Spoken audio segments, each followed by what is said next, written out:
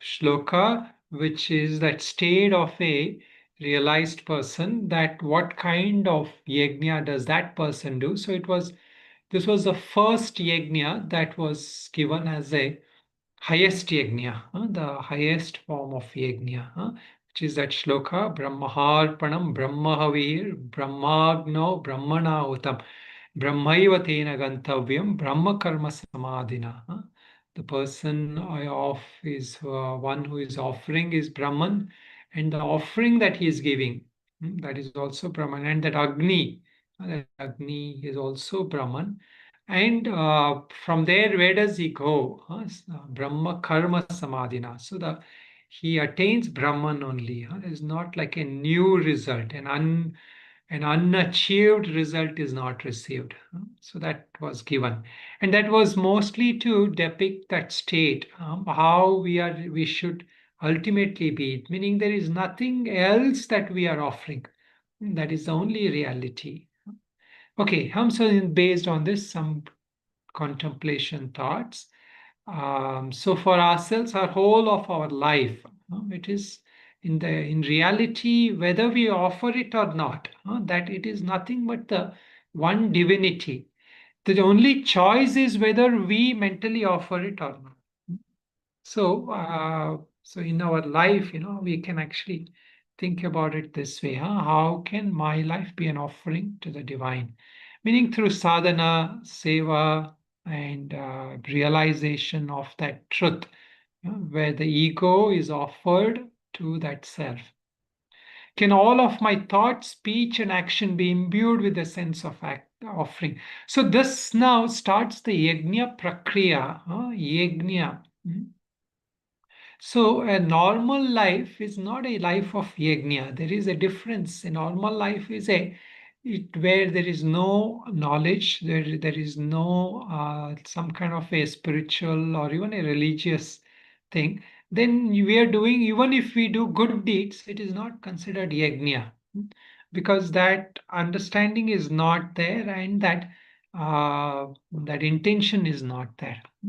So intention is what changes. When we have that intention and that knowledge of that Supreme Lord to whom we are offering, the Supreme Self, then our thought, speech, and action, the three kinds of actions we do, they will become imbued with that sense of offering.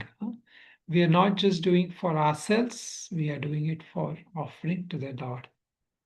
So we can all kind of look at it and see what I need to do to get that intention, right? Understanding and intention.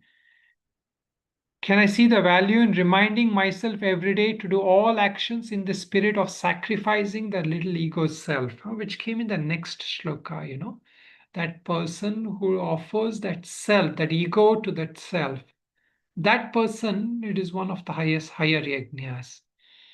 The of all the offerings is the offering of that ego, that sense of false identification. And how do we do that? When there is right realization, then that ego is, we realize that ego is a really a non-entity. What are the ways I can apply such an internal practice in my daily life? Also, it's good to have some practices, some things to remind us how it works for each one is different. So based on that, we can remind ourselves.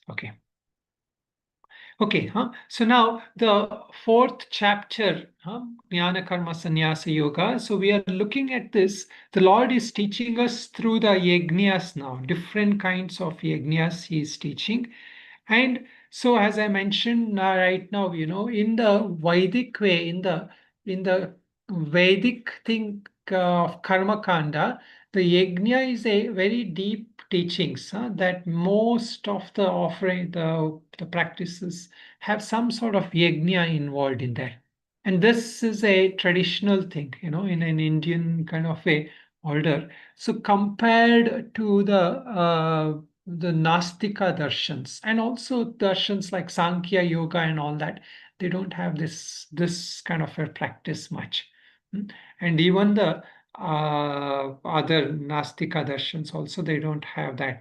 So only in the Mimamsa and the Vedanta, they talk about yajna. And also Mimamsa darshana, the one which is before the which takes the before part of the Veda, they focus on yajna. So, but here the Lord is talking of yajna in a different way, without the use of physical fire, without the use of physically doing a offering. So how does yajna, what is the meaning of yajna then? So here the yajna means different kinds of practices that ultimately take us to the supreme reality.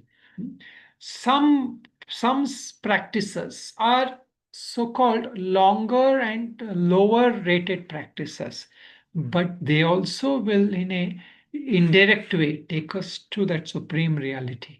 So all things that we do, these are the highest practice, as he mentioned, is realizing that reality, that that offerer is that Brahman, that offered is Brahman, and the act of offering is Brahman. So all that is the highest, and the subsequent to that is where you offer the ego into that self, that realization that I am the supreme thing. So there the ego is sacrificed.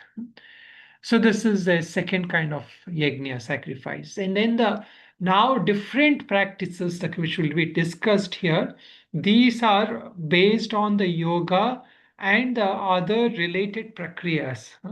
Different prakriyas of yoga will be discussed, like the Ashtanga also. In the Ashtanga we discuss about the yama, niyama, asana, pranayama, pratyahara, and then the other three samyamas, which are the dharana, dhyana, samadhi. So from that context we can look at, and then we can also look at it from the context of the upasanas. Upasanas meaning like different worships that are offered. So here the Lord is talking more from the upasanas and the yoga prakriyas, the lot of shlokas which we will look at now, and we will go through them quite all of them quite briefly. Okay, so we start with the Brahmarpanam was said, and then it was said Deivamevapare yajnam yoginah paryupasate. The yogis offer to the devas. So the first yajna is what which was traditionally done in the Vedas. In the Indian Vedas, in the Karma Kanda, the traditional offering is for some devata, some god. So there is a desire, a intention. You'd seek some result in this life or in the next life or in the afterlife. Sometimes a desire to go to heaven, desire to have a good next life. So all these are the yajna for next life. So the intention is there, and then within that an action is done, a ritual is done. And that ritual is complete only with lot of like recitation of way chants, Vedic chants are offered, mantras and all that.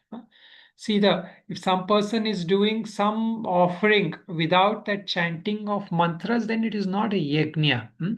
So here also the Lord says, many practices. So that has to be spiritualized. So otherwise, it is just a normal practice. So here he uses the word yajna. So here all the practices that is offered to some god, what is the goal? That they will bless, they will give a blessing, blessing in line with our intention. They will come and bless us. So that is that some yogis, some people do like that. Then the Brahmagna Vapare Yajnam Yagne Neivopajuyati. So those who offer the self, the here the yajna, Shankaracharya says, is a synonym for the self, the ego self, the self that is identified with the upadhis, body, mind, and all that. So that self is offered to that higher self, that pure self, that supreme self. In the fire of Brahman alone, in that fire of Brahmagna, Brahma Agni. That Brahma Agni, it is offered. What is Brahma Agni? Brahma Agni is that when that realization of Brahman comes, that is that fire of Brahman, which takes away our false identification. It burns our false identification and makes us realize that supreme truth. Okay, so now we have looked until this. Now from here begins another set of shlokas. We will look at all of them together. Okay, so everyone try to chant as best as you possible, because it's good to join in. So I like to also hear. All right, let us chant together. Shrotradirindriyanyanye Shrotradirindriyayene Samyamagnishu Jupati Samyamagnishu Juvati Shabdadin Vishayananye Shabdadin Vishayananye Indriyagnishu Jupati Indriyagnishu Juvati Sarvani Indriyakarmani Sarvanindriyakarmani Pranakarmani Chapare Pranakarmani chapare Atma Samyama Yogagno Atma Samyama Yogagno Jufati Jnana Deepite. Jivati Jnana Dipite. So, one, two more, three more are there. Dravya Yajna Stapo Yajna Dravya-yajna-stapo yajna Yoga Yajna Statha Pare Yoga-yajna-statha pare Swadhyayajnasnayas. Sorry. Swadhyayajnanayajnascha Vadhyaya Svadhyaya-jnana-yajnascha Jnanayagnyascha Yataya Sanshitavrataha Yataya Samshita Vrataha Yataya-samshita-vrataha That's why it once more. Swadhyaya Jnanayajnascha Svadhyaya Yajnana-yajnascha Jnanayagnyascha Yataya Sanshitavrataha Yataya Samshita Vrataha Yataya-samshita-vrataha Apane Jufati Pranam Apane Apane Juvati juvati Pranam pranam Pranopanam Tatha Pare Pranopanam Pranepanam tatha Tatha pare Pare Pranapanagati Rudhva Pranapanagati Pranapanagati Rudva ruddhva Pranayama Parayanaha Pranayama Pranayama Parayanaha parayanaha Apare Niyatahara Aparenyatahara Pranan Praneshu Jufvati Pranam Praneshu Praneshu Juvati juvati Sarve Pyete Yajnavidho Sarve Sarve-pyete Pyete yajnavido Yajnavido Yajnakshapita Kalmashaha Yajna yajna Kshapita kshapita Kalmashaha kalmashaha. Okay, we will look at this first. So now different yajnas are going to be discussed here today. So the first one he's going to talk about is Shrotrandin Indriyan Yenye. The Shrotra, meaning he's taking a like hearing. That means it is just a representative of all sense or hearing. Hearing, seeing, smelling, tasting, touching, all that is included. So he's saying some people, what they do is they are offering that organ of hearing into what? Samyamagnishu. Samyama, we discussed this. Samyama consists of what all? What all things are included in Samyama? Ready? Dharana, Dhyana, Samadhi. Dharana, Dhyana, Samadhi. These are the aspects of Samyama from the Ashtanga. So we know that the last three are called Samyama because they lead to Dharana, which is the focusing of the mind. Dhyana, that mind that gets into meditation, absorption. And then the Samadhi. Samadhi is that deeper absorption. So here that Sanyama Agni, meaning that fire of Sanyama, the fire of that control. So all the senses, the hearing, smelling, tasting, are offered in that. So that is one. Some people. So this is like different practitioners, or the same practitioners doing different practices. So one is this. Then the other is Shabdadin Vishayananye. So some others, what they do is that the sounds itself they are offering into what? The Indriyagnishu. So there has to be, see the yajnas, now we should be comfortable with this. There is an offerer, there is a thing offered, and it is offered into something. So here now in the first place, that hearing, smelling, tasting, and all that is offered into what? Into that fire, which is here is a fire of control, fire of samyama. And the other one is Shabdadin Vishayananye. The others are offering that gross object of hearing only, the gross object of sound, that object of seeing, that object, all those objects itself are offered into the fire of the senses. Indriyagnishu. They're offered into that fire of senses. Okay.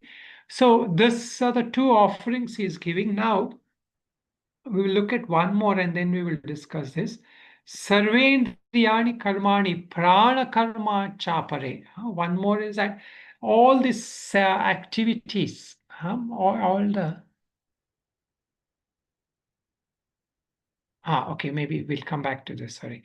So first this one. Here what we are doing is there are two kinds of control. So there are different ways to explain this, or different way to understand this.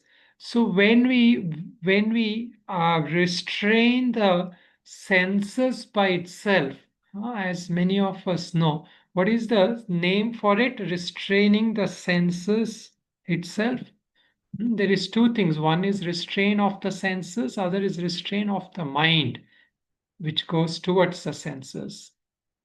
So the restraint of the senses by itself is called what? Anybody remembers? Dhamma and Shama. Yes, yeah. Dhamma. Dhamma is the restraint of the senses. Then the restraint of the mind, meaning the mind that goes towards the senses, when it is restrained, it is called a Shama. So these are two different kinds of things. So here, there are two ways of understanding this. One way of understanding this is the first line here, where it is indicated that in that fire of self-control, Samyami Agni. So that indicates Dhamma, one way to look at it, meaning all the senses are controlled, meaning if you are close your like your room and then you don't want to hear any sounds, or you don't you want to control your diet, so you give up and you just fast, you don't eat anything. So all that is dhamma, completely abstaining from the senses, the objects from the senses.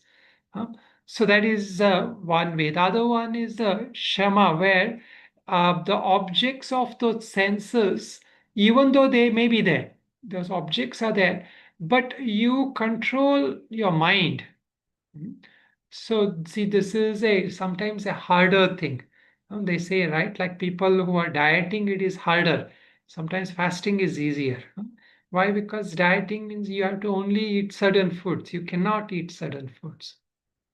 So here what is the things that we have to restrain from? Shankaracharya says that which is the nishiddha karma, all that which is not allowed for us to do. So we don't engage in it. You don't allow the mind to engage in them. But the mind might still see some things, like many times, right? Like if you are just because you decide to be on a diet, your family members might be eating, right? But still you decide that I will not eat that food. So that is that restraint, even though the objects are there, you are taking off your mind from that interest.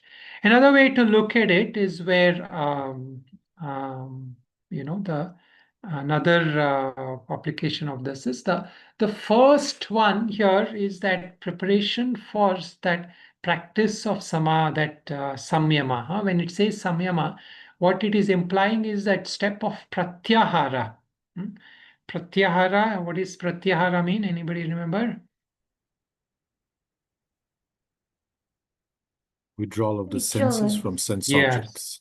Correct. Withdrawal of the senses from the sense objects. So you are not allowing the mind to dwell on those sense objects, meaning you completely withdraw. Like in meditation, we are sitting.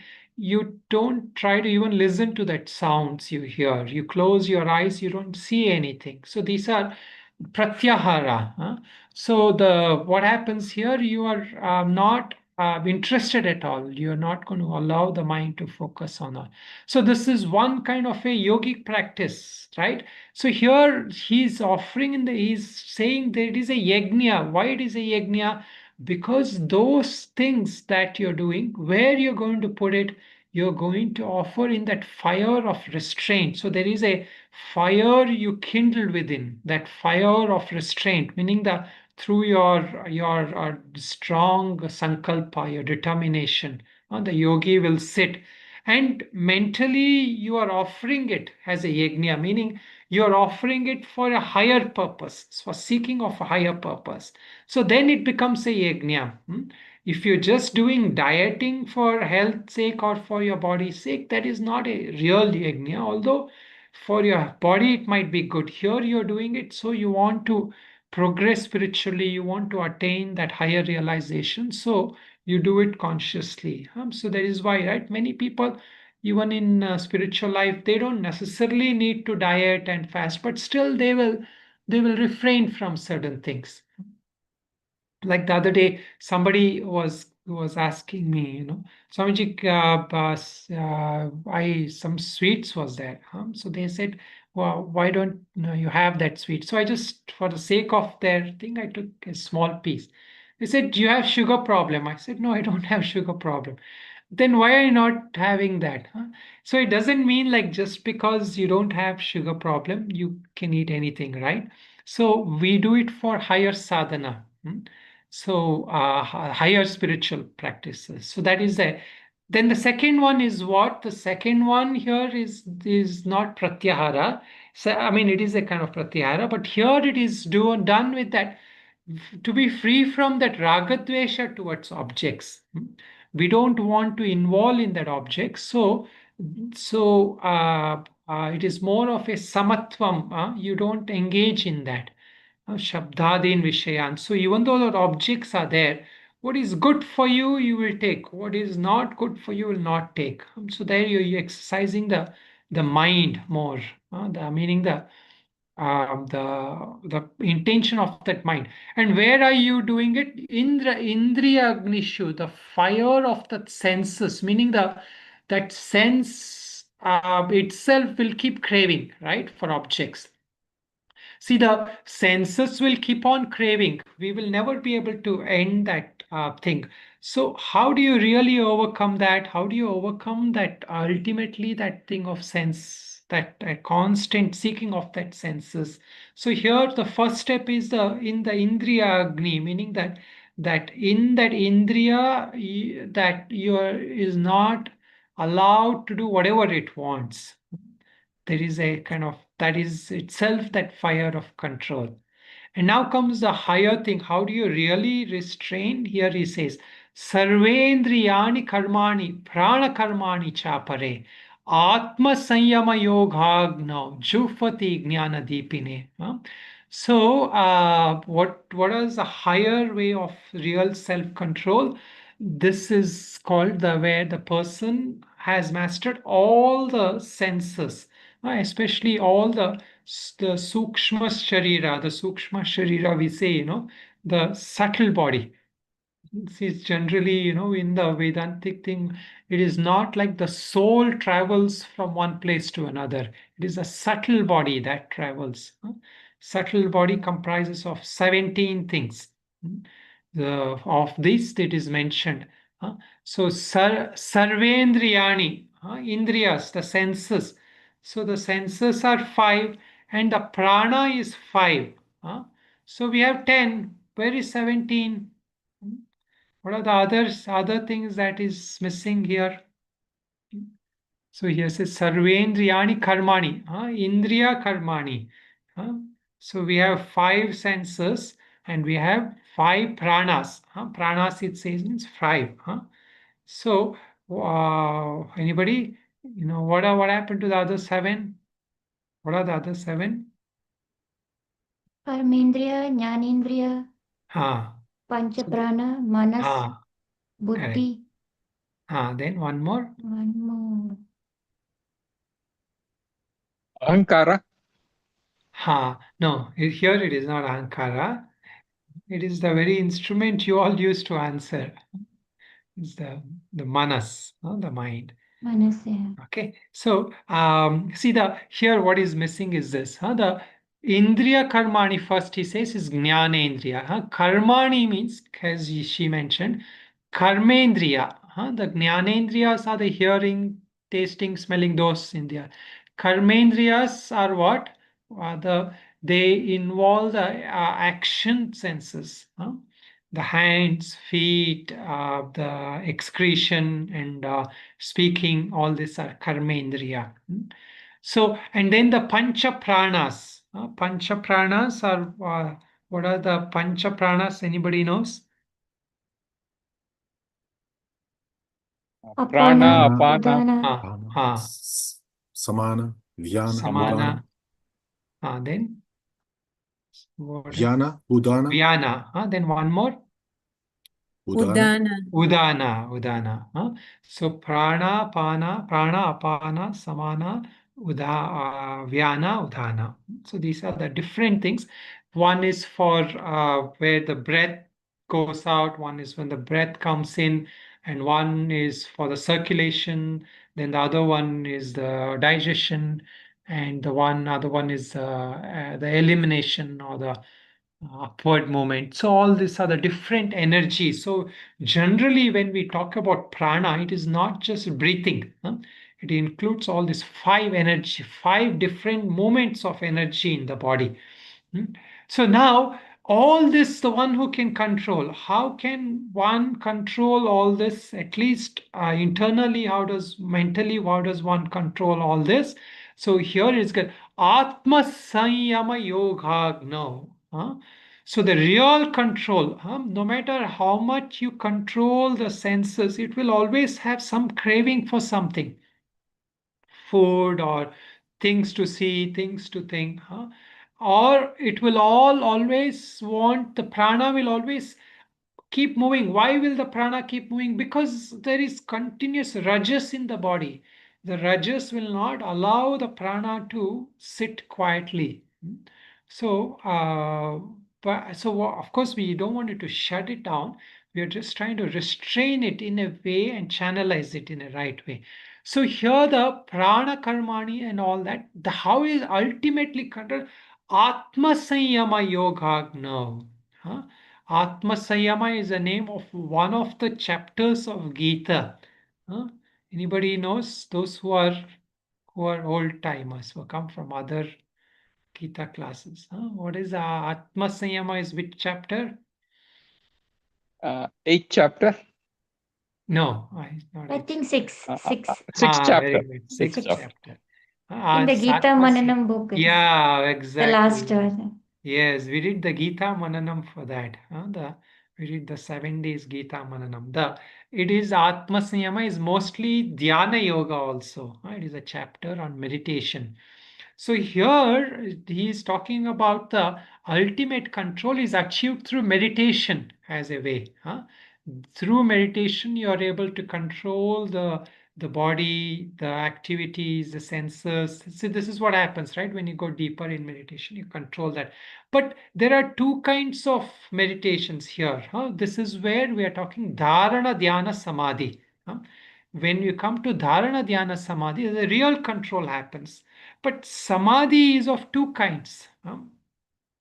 So in the Yoga Sutras also there are two kinds of samadhis. One is called the Samprajñata Samadhi, other one is called the Asamprajñata Samadhi. And of course there are different other samadhis also are there. But here the two samadhis they are mostly referred to. Here he is referring to the second samadhi. So from a more our teachings perspective, the first samadhi we can say is a laya samadhi, where you get absorbed into a deep state of peace, a deep state of joy. That is one kind of samadhi where all these are restrained, all the organs are restrained. But here it is not referring to that. Why it is not referring to that? Because where are you offering that? Through that fire of Atma Sanyama. And then one more point it is, how is that fire of Atma kept going? Jnana Deepena. It is kindled by knowledge, kindled by wisdom. So here it becomes what is called as a Bhada Samadhi. What is Bhada Samadhi? When you are able to see objects in your daily life, you are able to interact with objects, but yet through that knowledge, you are not going to get sucked in by that. So it will come later, of all the things, the most purifying thing is wisdom. Wisdom is the most purifying way of self-control. When that wisdom matures in our life, that self-control will become quite natural. So here Atma Sanyama, that restraint of that, it is not just Atma, that here, that self, that knowledge of self, which will burn all our lesser desires or lesser seeking, will get burnt in that. So also, the other way when we talk about Atma Sanyama, it is that where that ego, that sense of ego, and that ego's identification with the body and mind, that is cause of one of the craving. So this karma, we say, karma comes from where? Karma comes from that lack of realization of self, ajnana. So that ajnana, when that is gone, then the ego is through knowledge kindled, then that wisdom will come. Now he talks about the other kinds of yajnas, or he summarizes all the yajnas into different kind of yajnas here. So you look, okay, sorry, there's this one is there. So here, what are these different yajnas that is mentioned? Dravya yajna, tapo yajna, yoga yajnas tathapare, Swadhyaya Jnana Yajnascha Yataya Samshita Vrataha. So Dravya Yajna, the offering of wealth or offering of anything, like different people offer different ways, their actions, their time, their service. People do philanthropy, people do seva. So these are all Dravya Yajna. And this is mentioned in the in the Karma Kanda Upanishads more. People have to give charity, gifts. Why? Because they are seeking some higher benefits out of that. So this is it. This is that from the gross to subtle. So the gross is offering of something of value, something of object. So this is what we say, right? Wherever we go, whatever we do, we have to off like people who we appreciate them for their something, their knowledge, their spirituality. You have to offer them something. At the basic level, what is offering? Offering is something material at the basic level. Then there is a higher yajna, subtle yajna. What is a subtle? Tapo yajna. Tapo yajna is that doing all these practices, austerities, especially like, when people do fasting sometimes. So they are seeking something. They are seeking some like, in traditional thing, you follow the astrological thing. There are certain days you have to fast. For what? Because for your family welfare, um, for having children and all that is there. Different kind of worship, fasting and all that. So that is one way. A higher form is for spiritual purposes, for restraint of mind, for getting control of the mind and the body, tapo yajna. So this again, it can be at the level of body, speech, and mind. Tapas is at the level of body. If you're controlling the body, at the level of speech, when people do like maunam, they don't speak. And then there is the mind-based tapas. This is what we are mostly doing, where we are studying and all that. Tapo yajna. Then the yoga yajna. Yoga yajna is all these things. Asana, pranayama, yama, niyama, all that are also yoga yajna. So there you are giving up the lesser for the higher. You are giving up the comfort of the body by doing different asanas. You're giving up the comfort of the, just being in the state by proper breathing and and all that. Tatapare. Then he talks about swadhyaya. So, so here you see, if you look at it, maybe all of you can tell. How many yajnas are mentioned in this? How many yajnas in this shloka? Different kinds.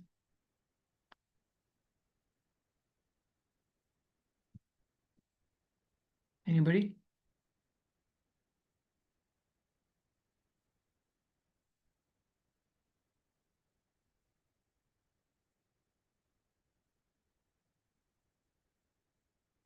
Six. 6, okay. Anybody else? Is it 5? 5. So, actually, these are here. See, Dravya Yajna is 1. Tapo Yajna, the Dravya means objects, wealth. Tapo means like your tapas, your offering as a yajna. Then there is yoga as a yajna, doing different yogic practices as yajna. Then Swadhyaya is one more yajna here. Swadhyaya means the study of self, or study meaning study based on one's own teachings according to scriptures, like we do mananam, where we're introspecting and all that. That is Swadhyaya. Then there is Jnana Yajna mentioned. They come together. Swadhyaya, Jnana Yajnascha. So in fact, while chanting, I was getting a bit confused there. So it is not Swadhyaya Yajna, it's Swadhyaya Jnana Yajnascha. So both are one yajna, but for two different yajnas are mentioned. One word, two yajnas are mentioned. So these are undertaken by people who are practicing these vows. What are the vows? So ideally, from a basic understanding, the vows are the yamas. We have the 5 yamas. Anybody remembers what are the 5 yamas?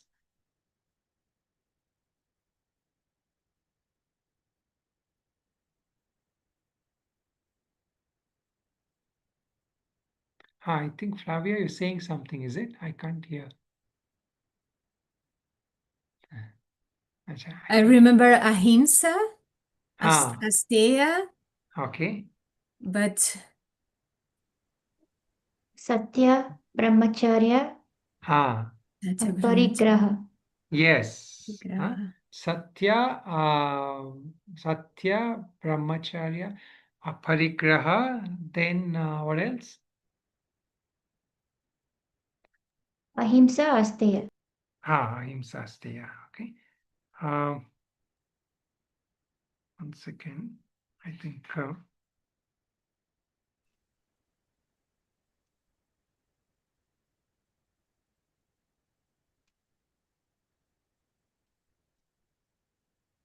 The order is actually Ahimsa, Satya, Asteya, Brahmacharya, Aparigraha. So yeah, the order generally is like that. But yeah, we got all of them. Then what are the niyamas? Anybody remembers?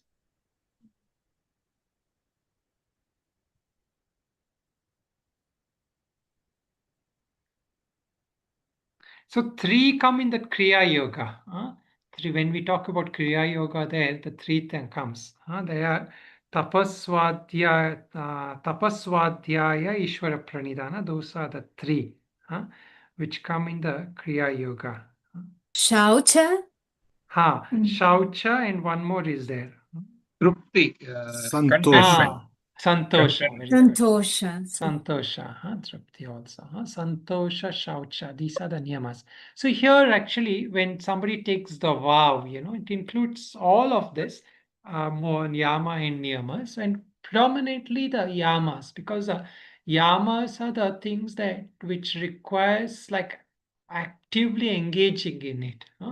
So the meaning you have to constantly say, I will not do this, I will not do that, I will not do this, So those things are the vows. Like in fact, even in the brahmacharya, the person who takes brahmacharya knows naturally, like, all these vows are coming in, restraints are coming in. So here he's talking of Samshita Vrataha.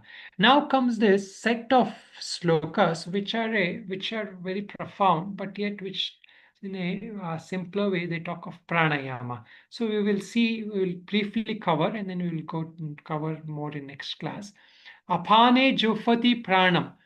Prane apane tathapare. So he talks, this is how, a lot of times in Gita you see this, you see this, like where contrary words are put together. That karmani akarmani yah pashyet. Akarmani karma chayah.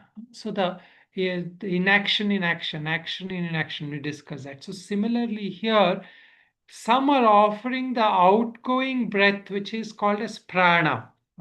Prana is that energy which takes the breath outward. And the inward coming energy is what it is called as apana. Then prana, pana, gati, rudva. Pranayana, parayana. So there are two things. Some offer the outgoing into the incoming breath and the incoming breath into the outgoing. And regulating both, they remain devoted to breath control. So that is one part here. Then the other one more shloka also talks the first line of that. Apare niyata hare pranan prane jufati. There are others who regulate their diet, and the prana, all the pranas, they are controlling through that prana. So how do we understand this? So there are different interpretations of this. But the main one is this, which Shankaracharya is giving, is that when we talk about the first prana here, that energy movement of prana is an outgoing thing. But what is happening, that this is taken in the form of the three other explanations he gives, which is the breath which is filling inward. The inward inhalation of breath is called as kumbhaka. And the holding of the breath is called as, the inward coming is called puraka. And the holding of the breath is called as kumbhaka. And the outward going of the breath is called as rechaka. So these are all names that are given. And, even in the Yoga Sutra, there is a sutra which says something like, Tasmin sati shwasa prashwasa pare Gati Vichedaha Pranayamaha. So there the pranayama was described as that where the Shwasa Prashwasa Gati, the moment of the inhalation and exhalation, when they are interrupted or when they are regulated, that he calls as pranayama in the Yoga Sutra. So here it is say what is the apane, the outward movement of energy when it goes into the inward which is offered into that inward breath, and that inward movement of energy when it is offered into the outward breath, and the middle stage is that kumbhaka, that where there is no breath, that movement of breath is restricted. And kumbhaka happens on two phases. One, when there is a antar kumbhaka, when you hold that breath inward, when the puraka comes, and after puraka there is kumbhaka, and then the after exhalation there is again kumbhaka. That is the Bahya Kumbhaka. So when these are controlled, it becomes pranayama. So when the outgoing energy, as our energy kind of goes outward, it what do you call resolves into that incoming breath, right? And that inward coming energy when it is offered, like when it what does it offered into that outgoing breath. So here this is like an offering that is happening if we are conscious of it. Of course, there is also different yogic interpretation of this, and this is where people talk about the practice related to the Kriya or Kundalini practices, where the movement is more in the spine. So there, in the moment when you inhale, they say that energy in the practice is going upward in that spine. And that exhalation, that energy is descending into that spine. So there are different ways of interpretation of this. And we also looked at that Vijnana Bhairav's interpretation, where that in that inhalation, after that inhalation, that hum, that pause will come, So there that prana is again restrained. And that when you say sa, that again that prana is gone outward. It goes into that Shiva, right? First into the Shakti, then into that Shiva. So this regulation of that breath. So this is also like a yajna if there is wisdom, if there is understanding. So this is again, normal breathing people do, fast breathing and pranayama breathing and all that. They don't have that real understanding, right? So it doesn't really become like a yajna as such. So here, when you realize that this is a means to spiritual realization, it is a mean to spiritual progress, this becomes like a yajna.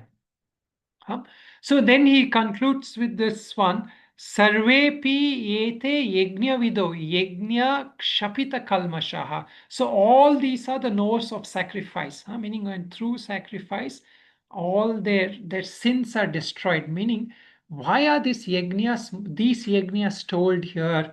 What is the purpose of all this? Because he could have just said, do this practice, do that practice.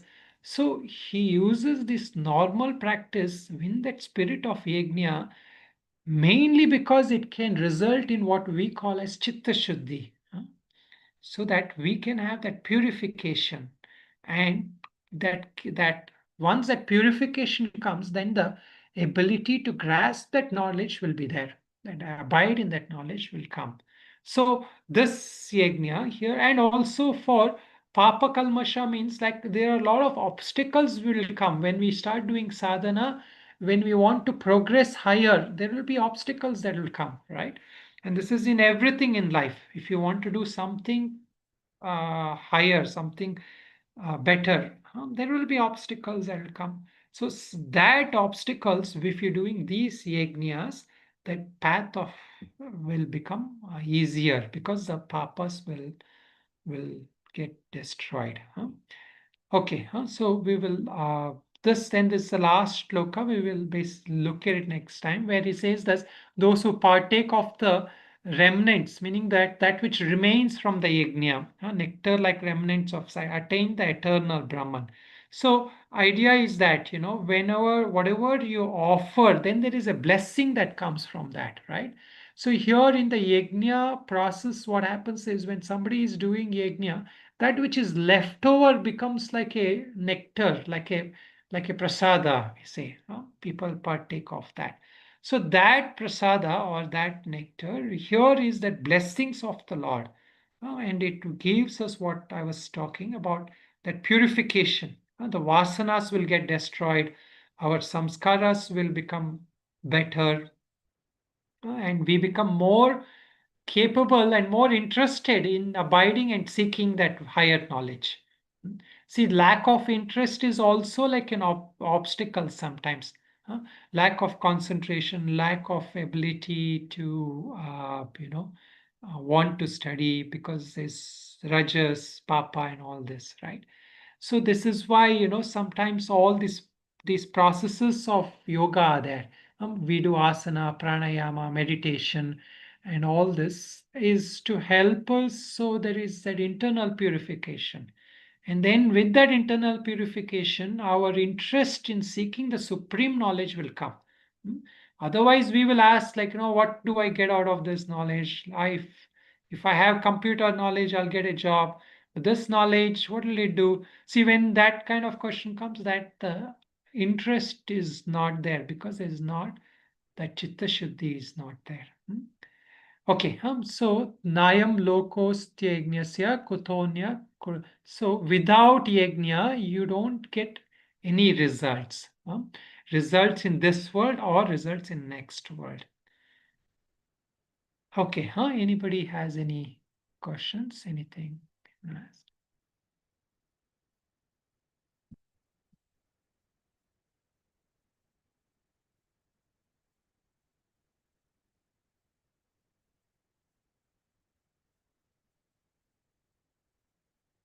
Okay, so the yajnas in the last line it was mentioned, right? Like the you don't get results in this world when you do anything, or you will not get results in the other world if you not do it with the spirit of yajna. It was mentioned.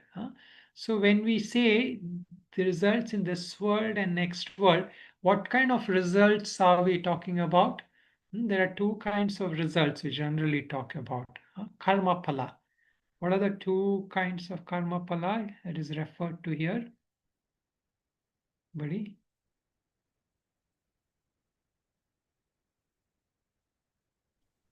Chitta Shuddhi.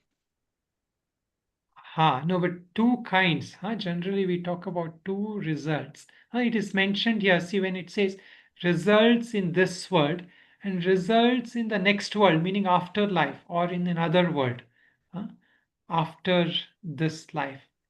So there are two results. What are the two results? Drishta, adrishta. Drishta phala. Drishta phala is for which world? Where do we get? Meaning seen results. Drishta means seen result. Adrishta means not yet seen or unseen result. Results you can't see. So which results we can see, whether when it's talking about drishta is for which one? Drishta is for immediate. Immediate. Adrishta is for mostly Correct. it's for the next. Adrishta is for next. So see, every action has a result, right? That result is either in this, meaning your foreseeable future or the non-foreseeable future, but the results is certain. So that is called adrishta phala, meaning you will get result, but you will not be able to see it within this life, but you will see it at some time. So that is what he's saying. But both drishta and adrishta, how do you get it? You get it only if you do it with the spirit of yajna, he says, meaning a sense of sacrifice. In fact, even the pranayama, when we do pranayama, those who know Gayatri, there is that Even the Gayatri, sometimes there's a pranayama for that, in the traditional one, not in the. So say there, it's like the 7 lokas are mentioned, where the Om Bhuhu, Om Bhuvaha, Om Suvaha, Om Maha, Om Janaha, Om Tapaha, Om Satyam, we say, and then you do that inhalation.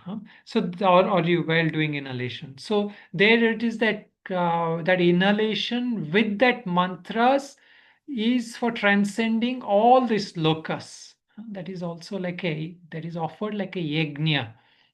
So ultimate purpose, even in Gayatri, is that you want to transcend these lokas, these 7 lokas. So you do it in that spirit of yajna there.